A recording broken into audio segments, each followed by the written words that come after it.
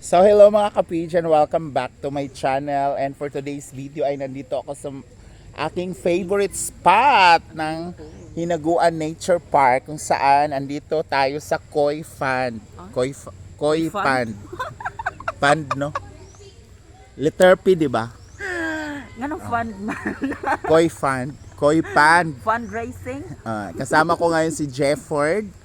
Si Mira Cruz. Correct. Yes. And I'm very happy na sa wakas makabalik na po siya sa pag-vlog. It's because meron siyang bagong cellphone. Ayan. Thanks to Tita Kali. Ano ba yung Kali? Kasi naguguluhan ako. Marami kasing Kali. May Kalibanga, California. Kalibutan, di ba? California pala. So, nakita ka niya is sa Blue Up, di ba? Sa Blue Up. Sa Facebook, di ba? Sa Oo, bawal siya. So for today's video ay interview portion about Jefford. So let's introduce yourselves. Yes, by the way, I am Jayford Mira Cruz. That's your real name? My real name. Oh. And in my Blue Up, my name in Blue Up is Mira Cruz. And I am already 29 years of age. And you're from? Ay! Diday! Wala ka nagtanaw sa nag-sorry pag sorry. Sorry. Buti na lang yung cellphone na ginamit natin is waterproof. Dari man ka. Nakasalam na ka dere. So you're ilan taon? I am already 29 years 29 years old and 29 na siya, guys. And di ba nag-aral ka? Anong course mo? Before, nag-aral ako as kumuha ko ng kurso agroforestry Saan? sa Caraga State University located in Caraga region sa Agusan del Norte. Anong year ka nag-enter sa college? College level lang ako. Anong ang year? A year. First year. Pareho lang tayo.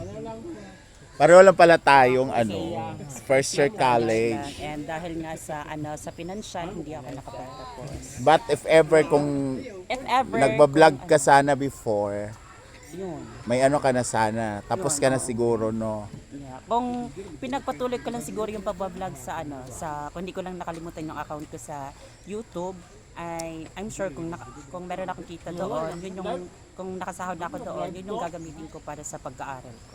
Wow. Nakalimutan ko kasi. So, iyon, yung ginawa ko ay, dahil hindi ako nakapagtapos, hindi ako nakapag-continue, ay nagtrabaho na lang ako sa isang mall. Hindi pala. Bago sa mall, ay lang ako, sa catering services. Services. Yan. Gusto ko yun kasi may services. Pagkatapos dun sa catering ay lumipat ako sa mall. Nagtrabaho ako sa mall sa yung mga stall sa isang. Yan yung may ka-live-in ka. Yes. Oh, That's diba? right. Dahil burikat ka that time, Uy, diba? hindi naman sa ganun na meron akong kalibin. No! You're burikat! No. Lalami lagi na siya ay. Imo na asawa te? Imbana? Lami imbana no. Palayo sa siya, te. Inyo anak te, isa ra inyo anak. Dagan na oy, sayang. Yawa, wagan kay si kuya. Taga-asa man mo? Si Diora. Wa mo na apis baha? Way baha dito sa inyo. Okay. Mas maayos. Saan? So, ayun. Chada. Yun, nung nagtrabaho ako sa isang mall, sa SM Mall, sa Butuan City, nung that time ay, meron po akong ka-live-in partner in almost mga 2 years ata. 2 years ka. Yes. So, after mo doon, di ba, lumipat ka na ito sa Hinaguan. Pero hindi talaga, hindi. Unintentional. Unintentional talaga. Kasi, di ba, andun ka ng time na yon? Oo, may show kami sa... Yung may show si Madam sa Capitol. Oo, Capitol sa Butuan. Butuan ba yun? Oo, Capitol. Yun ba yung nahulog si Madam sa ano? Yung sa upuan.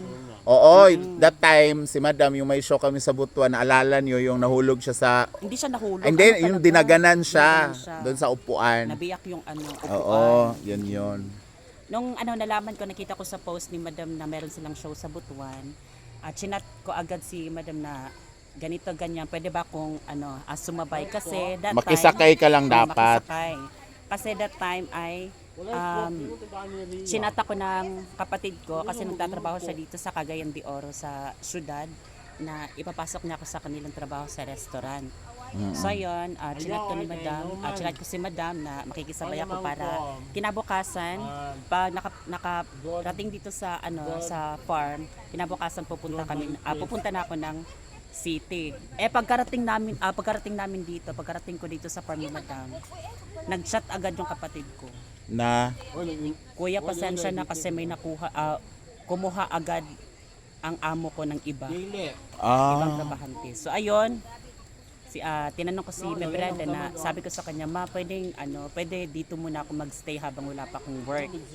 Hanggang sa yon, nag-start na ako mag-vlog sa Blue App. And tuloy-tuloy na. And nagsimula ako dun sa Android kong phone na napaka-blurry. pero ngayon upgraded na, Yes. 'di ba? 'Di ba? And I heard na kamamatay lang ng, 'di ba, byuda ka na? Oh, wag kang umiyak. Para kang tanga. Tinatanong lang kita. Na ano na kay jowa iba? Ano nga? Bawal magsinungaling sa vlog ko. Ano? 'Di ba kakamatay lang ng jowa mo? Ay, ilang buwan na ba 'yun?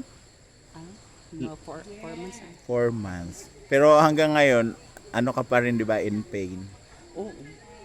Alam mo si J-Port, mga ganitong oras nasa kwarto na yan siya, hindi na siya kumakain ng gabi kasi nagmumuni-muni, nagdadardra, parang Hindi naman sa ganun na nagtatrabaho. ganon din ako nung namatay yung nanay ko. Ayoko may kausap, lalo na paghapon, paggabi.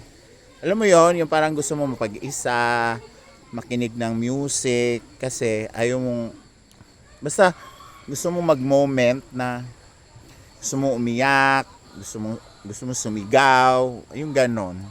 So, ramdam kita nun kasi ganon din yung naramdaman ko nung nawala yung nanay ko. Kasi hindi din kasi basta-basta yung mawalan ka ng mahal sa buhay. Oo. Kasi Lalo sobrang love ni Jefford yun kasi Chares. Kasi nga nagmamahalan sila, 'di ba? Pero ayun binawian tayo agad. So ikaw ba handang humarap na sa bagong pag-ibig or hindi pa? Hindi naman sa sinasabing handa. You're not closing your doors. I'm not closing my door. Yes. Pero sa ngayon hindi Muna. hindi muna sa ngayon. Kasi nga Yun. bago pa lang, May 'di ba? Siguro mga hindi naman sa hindi naman natin pinagsasarahan ng pintuan yung iba kung meron man diyan. So, welcome. Gaano ka-grateful kay Brenda na parang inampon ka dito or parang naging part ka na rin ng Super grateful hinaguan. and super thankful. Kasi yun, nung wala pa talagang hinaguan farm. Ba nagpupunta ka na doon sa Yes, kabilang bahay? andun ako sa bahay nakatira ni Madam. Nung pinakalumang bahay pa nila, yung wala pang swimming pool doon, yung maliit pa na bahay, andun ako. Kasi nagkakilala kami ni Madam nung may pa-contest dito sa lugar namin, dito sa mga grupo ng mga bakla, ng mga LGBTQ. Yung barangay nung barangay ko at saka barangay ni Madam, isahan lang, so kampihan kami. And that time na yun, nung nagpa-practice kami, nag-practice din si Madam hanggang sa final, kami yung nag-champion. And then, nung nag-celebrate kami ng nila Madam, doon kami nag-prepare ng mga pagkain, nagluto, hanggang sa kami nag-banding-banding kasi nga kami yung nanalo sa isang contest. And hanggang sa, gumagala na ako sa bahay nila Madam, hanggang sa doon ako nakatira. Pero pangit talaga sa totoo lang guys, pangit ugali in Jefford pag nakainom. Para siyang napapraning. Alam niyo dati, nagtatakbo pa yan siya pag nakainom. Oh. Aminin. Dati. Oh. natin. Pero Masarap sayang. talaga siya ingud-ngud sa ano day, sa inodoro pag nakainom siya, Diyos ko. Pero Tapos sa wala. ipa-stay mo siya dahil lasing nga. Bayot magtatakbo. Di kumauntog, mamatay, 'di ba?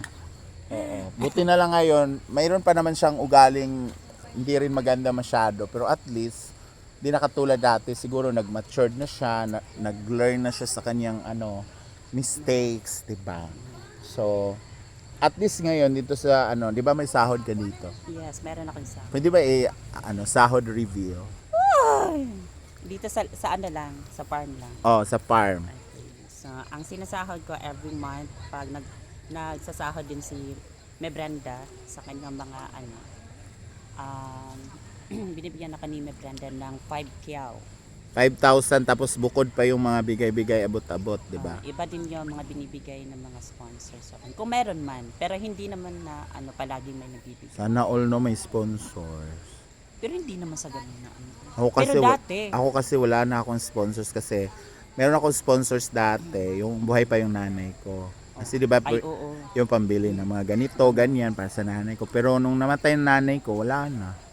May natira siguro yun si Beshi, kaso lang hindi naman monthly. Dati kasi minsan weekly, minsan monthly, ngayon wala na. Pero okay lang din kasi at least, 'di ba? Pero alam mo yung na-miss mo rin kaya magkapera, huwag tayong plastikan, Yeah. 'di ba? Na-miss mo kaya rin yung may nagbibigay sa iyo pero ganun talaga, may aalis. Yung iba umalis, hindi na nakabalik. Chares. So ayan si Jefford guys. At least nabigyan ko kayo ng mga kunting kaalaman about kay Jefford dahil nakikita nyo lang siya dito sa mga vlogs minsan kasi wala ka bang YouTube? Wala na sa ngayon. Wala. Wala na. Oo. Dati meron ako. Pero nakalimutan ko kasi yung account. Doon sa mga ibang mga bakla, 'di ba nakikita mo siya na siya yung na minsan na nasasagip sa camera. Syempre nagtataka yung iba kung sino si Jefford. So at least kahit konting trivia or kahit konting pakilala ko sa kanila, at least nalalaman nyo kung sino at ano siya dito sa Hinaguan. And sa mga gustong mag-support kay Jefford, meron po siya sa Blue Up sa kanyang Facebook page, ang Jefford Vlog. J-A-Y Jayford. Wala pong space yan, vlog. Ayan, Jefford Jefford Vlog. Ilan na ba yung followers mo ngayon? Nasa 63 na ako, 63K. Pero kumikita na rin yan. Yes, meron na rin siyang kita. Kahit paano, may paunti-unti.